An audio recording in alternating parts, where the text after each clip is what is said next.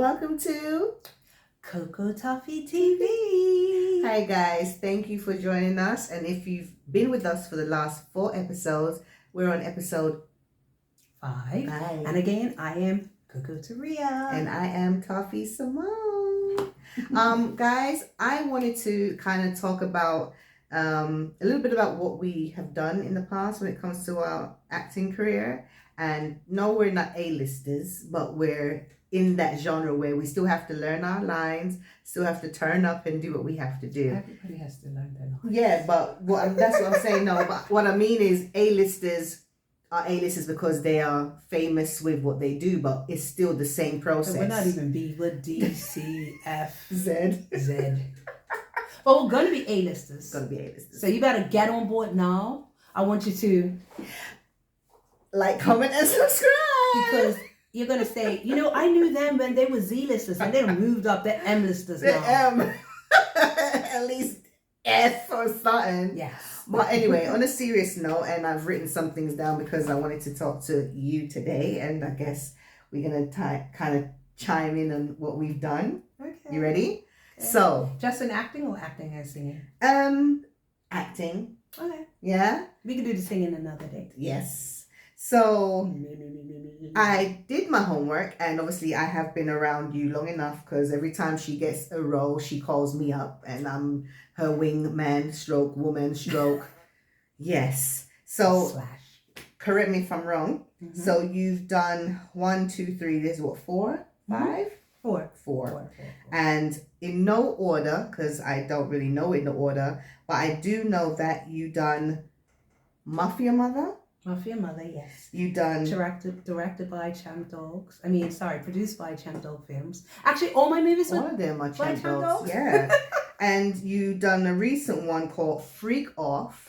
Yeah, that was like a parody, not a parody, but it was like inspired by the Puff Diddy situation. Okay. So I didn't really star in that one. I mean, I had like a named role and I did have lines, but I spent most of my time chained up in a basement getting raped and assaulted.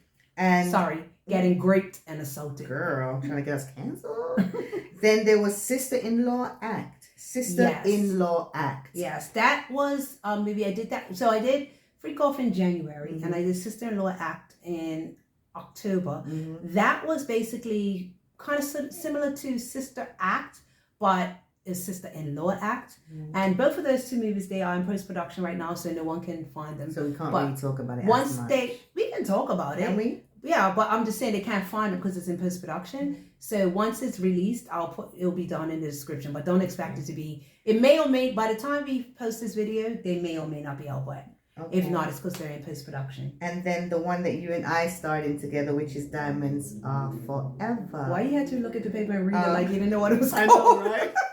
Like, yes, Diamondz R Forever. That was both of our first. That was our first movie, and we shot that in Wales. What a time! That was Aberystwyth, which is in no, it was in Aberystwyth, which is, but it was in Aberystwyth, which is in Aberystwyth. Yeah. So very interesting. We've had the pleasure of working with Champ Dogs, and I want to say that shout out to Champ Dogs. Shout out to Champ Dogs. I want to say that International. Being on Diamondz R Forever. And just to let them know, if people don't know who Champ Dogs or ITN National, they also did, which people may know, is that horror flick Winnie the Pooh, yeah, and Cinderella and all those. Like they're the ones that turn all of the YouTube it, you'll find them. Yeah, but they turn all the fairy tales into horror a little bit movies. Of horror, and they specialize in like gore and stuff like that. So our first 2 movies were definitely gore. Her death was epic in the first movie. The second movie, which Mafia Mother, that was gory as well. So, but Sister-in-Law Act and Freak Off, that wasn't really like gory. Well, Freak Off was I was gory because I was being raped and assaulted, but Sister-in-Law was straight comedy. So I know all of the titles that we just mentioned: Diamondz R Forever, Mafia Mother, Sister-in-Law Act, and also Freak Off. Which character would you say you enjoy playing the most? I actually liked my character in Sister-in-Law Act. Mm-hmm. because I got like, okay, so in Diamondz and in Mafia Mother, I didn't quite put on an accent. I just used my regular Bermudian accent as well as Freak Off. But in Sister Law Act, I was channeling Jennifer Tilly and what's the other one? Jennifer Coolidge. So I was like talking like this when I did the whole movie. And it was like, I was just making people laugh because that was my character. Because like, I really love the way Jennifer Tilly talks. So like, I was there. And so it was like challenging that. I just you liked enjoyed it. that? I did. Okay. So with Diamondz Forever that we starred in, how would you describe that character? Cordelia, that was Aurelia. Aurelia in Diamondz R Forever, she was more of a elderly, more mature lady. Elderly? She was mature. I can play somebody elderly? She was a mature lady. I think I was actually miscasted because my son in real life was only like 3 years younger than me. Or whatever. Don't nobody care about that. But he looked older than me. But I played his mother. So to age me up, they put lines on my face and they gave me like gray hair and stuff like that. So, but I was like this rich, aristocrat from like, snobby part of England, and I rubbed elbows with the Queen, that type of woman. So that was like, it was okay, it was cool. Hence the name Diamondz R Forever. So it's about a home invasion. So we won't get to if you haven't watched it. It's like a home invasion type of movie. Where is it on? Tubi? Yeah, you can watch it on Amazon Prime. That's where it is. But you can also, if those who can't, because sometimes with regional stuff you can't get it. So it is on Tubi and it is on YouTube. That was my first literal I got the script 2 days before filming, literally. And I got it a week before. And so to actually get into character with only having 2 days. You know what's funny? Was hard. In that movie, you wore a green dress and now you're wearing the same color green. It says I see you as Trix. That was her character. Oh my God, yeah. Beatrix. That was funny. I really enjoyed Beatrix. Yes. And I actually played her aunt. So that would tell you. And we met some amazing characters, amazing colleagues. What the work colleagues? What do you call them? Co-stars. There you go. See, I'm a Z-list. I don't even know what they're called. Made some amazing friends, and you guys know who you are if you do get to see this. Too many of you to mention. So if you was in Diamondz R Forever, we can mention them. Go ahead. Do you remember all of them? You're talking about my brain here. So we had Lloyd. We had Kato. Hi, Kato. We had Callum. Yes. We had Isaiah. Yes. There's an older man. Oh no, we had what's the one that always was sleeping? We had Teresa. No, what's the guy that was always sleeping? Martin, yes. He was always sleeping. Bob. Abu. Yes. We had Abu. And then we had Teresa. Said that already. And we had Anita. That was her character's name. No, her real name is Anita. Yeah. What's that character? Yeah, isn't it? Sorry. Yes, Anita. And we had Carol. Yes. Oh, Joanne. Yes. You cannot forget Joanne, our French sister. Joanne. And we've made so much. No, make sure we didn't miss anybody. Bob. No, who else did we miss? That's it? That's everybody? Well, for our cast, yes. That was everyone. Okay, yeah, that was everyone. And then we also got really close with the crew as well. But we're not going to name all of them. This is a lot. It was a big family, and we was Kathleen together. Spears, it was her first time directing, so we had to salute to her. She did an excellent job. It was fun. It was fun, and I would love to say I had a good time. It was fun. Yeah, it was fun. Considering it was rush, and last minute, and it was quiet on the set. Yeah, quite on the set. And then also we lived where we filmed. We were in Airbnbs and we were living, and we had to move our luggage to one side, film a scene, somebody died. It was fun. It was fun. I never died. My character never died. Well, I just mine spoiled him. did. And I made sure I went out in style. Definitely. So moving forward, and hopefully nothing that's going to be derivative, but is there anything in the future that we should know about? Diamondz? No, acting. Oh, I thought we were going to talk about each movie. We didn't talk about Mafia. I will, but I want to know. Okay, is there anything in the future? I mean, well, Simone and I, as we said in previous videos, we are currently working on our own sitcom, which is called Love London. And we have an EP that goes with it. So every episode has like a singing track because we are both singers.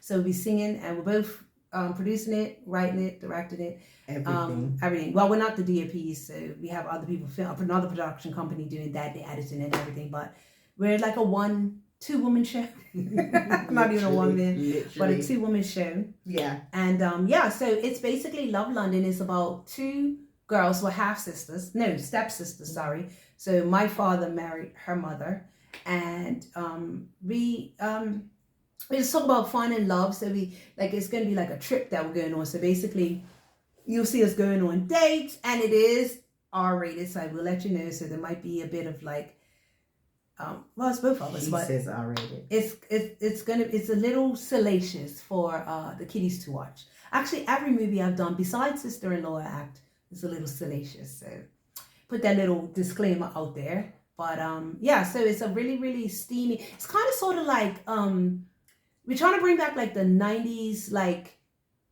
sitcoms like Sex and the City and Martin and Living Single. Mine wasn't X-rated. No, it's not. I'm talking about the feel of the show. It's like 90s, because Living people don't Single. They don't do dramas like they did in the 90s, and so we like, that's like our favorite era. So we like to just recap, focus relive. on that. Yeah. That was It'll like be fun times for me. It'll be fun, and we're trying to find love, so we see how it goes. You're gonna see how it goes out. Yeah. Speaking of, so Mafia Mother, I did watch. I enjoyed. Thank you. A little bit confused with the storyline. Yeah. Okay, so let me tell you the story behind that. So when I got the script, right, Mother Mafia, it was very much Set It Off. Okay. It was like a British Set It Off. So it was like a bunch of girls that were in this top gang, and they were robbing with the guy gangs, and we had our guns, and we was doing all this stuff, and I was the leader of the gang, Cordelia. And then, like the first couple of edits, this is what we got. And then at the very last minute, they don't switch the script up on us. We got our latest script right before we filmed the movie, and it's some kind of medieval Romeo Must Die type of modern day using a sword, thou-headed stone. This, I was like, what in the world? Yeah. I remember but when you hey, called me. I'm just telling. I had no. So actually, it was written by this black girl, the original, and then actually the director, Dan Yates, that's his name, Dan Yates. He actually rewrote it and changed up the script. I don't know why. I don't ask questions. I just get on set and look pretty and then look ugly after I die, and that type of stuff. So yeah. And do what we do. I still play the mob boss, but it just took a turn like where it was more medieval, and then my co-star. Shout outs to Richard Bob Sample, which actually, it was every movie we do together, what either like husband and wife, or he's my baby daddy, or arch enemies. Like we always play, they always pair us together, which, I enjoy, love Bob, but hi Bob. I mean Bob, well, I'm saying Bob. Hi Richie. I know, right? Bob. Hey Bob, who's Bob? Hey Richie. Yes. He knows I have nothing but love for him. Yeah. But yeah, so and then a lot of the characters that were in Diamondz R Forever, a lot of the actors, that was in Diamondz R Forever were also in Mother Mafia and Sister. Actually, all my movies, like you can Champ see Dog, the they kind of like, it's like Tyler Perry, where you see the characters reoccur. It's family, really. Yeah. So yeah. And if you're good at what you do, you're gonna get called again. So yeah. Shout out to all of those. Shout out to Louisa Warren. Definitely. She's actually the owner, producer. Champ Dog Films. Cool. So yeah, shout outs to her. So speaking of being very busy in your acting, is there any time for a relationship? I would like to say absolutely. Yeah. I'm dating. She's hopeless romantic. I am. I'm hopeless romantic. I'm like off with the head. Like, whatever. Yeah. I've always been like that. I've been like, if I'm into you, I'm 100% into you, and I am dating. Don't have a significant other at this time, space, reality, but watch this space, because that may change. But yeah, I was in a relationship. He knows who he is. He knows how it ended. We leave that as it is. And and like I said, I believe in love. I believe that love will find me some way, somehow. Love will find a way. Love will find a way. And yeah, I mean, dating in England is really hard. It's difficult. I've lived in Bermuda. I'm from Bermuda. I've lived in the US and I've lived in England. And dating in America and Bermuda, are very similar. But Bermuda even more is the best dating experience I have with men. I think honestly, a Bermudian man. I'm sorry, Bermudian men are like the best. She does say that. American men, they are the second best, but British men, Lord. Why? What do you think makes them different? Well, I don't know if it's because my age bracket that I'm in, or if it is because men are just different. But like with this whole technology age, men tend to like, you meet guys online, whereas before you met them in person or whatever like that. So now it's like more you meet them online. And these guys, like, they don't believe in taking girls out on dates. They want to take you for, you want to go out for coffee? A what? A who? A coffee date? Or a drink? I'm like, I don't drink. I'm not going to get drunk on a first date so that I'm inebriated and my defenses are down, and then you want to try to do what you want. But no. And let me explain for those of you that think like I'm actually not a gold digger. I'm far from it. Am I a gold digger? You're not a gold digger. But I do believe that a woman should be treated in a specific way. And the reasons why I don't agree to coffee dates, and anytime somebody asks me on a coffee date, I always turn it down, is because when you meet someone, right? Like, for example, if you meet somebody online, you see their profile picture and they look cute, they look good, you know what I mean? And it took a while for them to look like that, because usually they be out going somewhere. So they look real cool, they have on a nice outfit, whatever. You put your best self out there. When a guy goes on a date, 9 times out of 10, it doesn't take him that much effort. He really rolls out of bed, puts on his clothes or whatever. For you to take me to Starbucks for $5 coffee or £5 coffee. Yeah. And I've spent like, in a sense, by the time we do hair, makeup, clothing and all, we spend way more than what a coffee costs. And you're going to take me out for a coffee. So initially, I've already put in more effort than the guy. And then he's going to take me out on a coffee date. Now, if you meet somebody on the line and you want to know if they're being catfished or whatever, you can FaceTime me. You can meet me for coffee, but I'm coming in track pants and a t-shirt. Like, I'm not about to get myself all doled up. Of course, we changed the subject, derivative, but isn't going out, whether it's coffee, lunch or dinner, to get to know the person? And what if, humor me, what if we go out for coffee and then we like each other that much that we're going to now go out to dinner in the evening? What's wrong with that? Why can't we just go out to dinner? Why we got to go and meet for coffee? Because dinner is more of an intimate. I guess we're going to agree to that. My thing is, like I said, I'm not about to get myself all dolled up for coffee.